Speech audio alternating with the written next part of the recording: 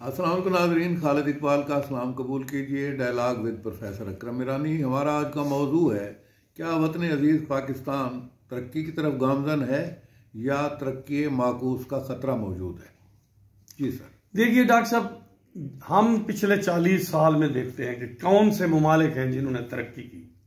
China, Vietnam, Malaysia, Indonesia, Singapore, तुर्की, South Korea, जी, उसके बाद आता है टर्की, बांग्लादेश, इंडिया। उन्होंने क्या किया? उन्होंने हकीकत पसंदाना पॉलिसियां अपनाई। उन्होंने नजरियाती खुद को नहीं डिक्लेयर किया। जहां नजरियाती रियासत बनती है वहां टेररिज्म आ जाती है। आप देखें ईरान का, आप देखें अफगानिस्तान, आप देखें पाकिस्तान को। तो एक तो, और फिर उन्होंने अपने बच्चों को साइंस और टेक्नोलॉजी पढ़ाई, इल्म पढ़ाया।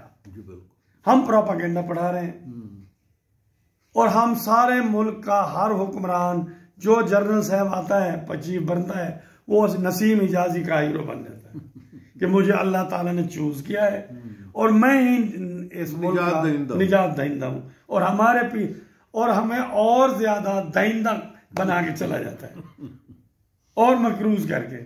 भाई देखिए, कौमें तरक्की इल्म से करती हैं, कौमें तरक्की मेहनत से करती हैं, खुद इनसारी से करती हैं, खुद इनसारी और मेहनत से, और अपने बच्चों को हुनरमंद करके करती हैं। बिल्कुल।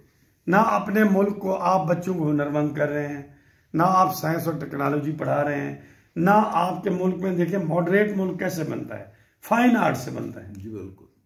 आपके मुल्क में फिल्म खत्म हो गई, आपके ड्रामा खत्म हो गया, लिटरेचर खत्म हो गया, आपके मुल्क में जनाब म्यूजिक खत्म हो गया, इदारे खत्म हो गए, इदारे कोलैप्स कर गए। तो कहां से तरक्की होगी? ये जो सब्ज बाग हमें दिखा रहे हैं कि जनाब हमने वो बना दी है, एक फाइनेंशियल कमेटी बना दी है और आर्मी चीफ, सब आर्मी चीफ का काम है इकानमी की तरक्की करना। ये चीजें नॉलेज से तरक्की करती हैं और पाकिस्तान में इल्म को बड़े बहरान का सामना है। यहां तो टेररिस्ट पार्टियां हैं कि बढ़ती जा रही है। बिल्कुल। यूनिवर्सिटियों का हाल देखें सर, यूनिवर्सिटियों में दाखिले कम हो रहे हैं, उनके पास रिसर्च के लिए पैसे नहीं है, तनख्वाहें देने के लिए पैसे नहीं है। आप स्कूल आप बेच रहे हैं, हेल्थ सेंटर आप बेच रहे हैं, तो आप सोच रहे हैं आपका मुल्क आगे नहीं जा रहा, पीछे ही जा रहा है।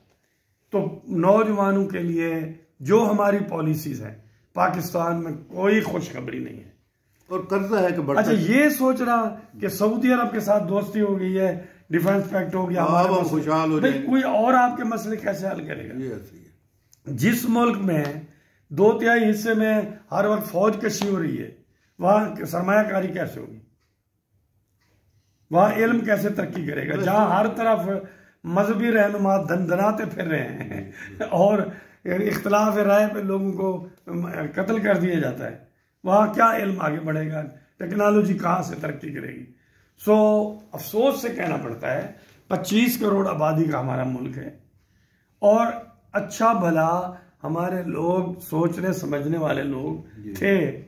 अब हमारी रियासती ढांचा, रियासत हमारी उनके लिए स्पेस नहीं, और हमारी इस्टेब्लिशमेंट ने ऐसा नजरियाती यहाँ बहरान पैदा किया, पहचान का बहरान पैदा किया कि आज पाकिस्तान के लोगों को समझ नहीं आती कि वो क्या जाएं, क्या करें, किस तरफ जाएं। तो हमें तो दूर दूर तक कोई इम्कान नजर नहीं आ रहा।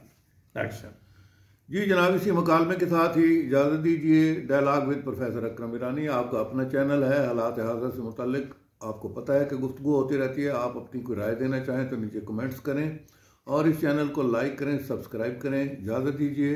अल्लाह हाफिज़।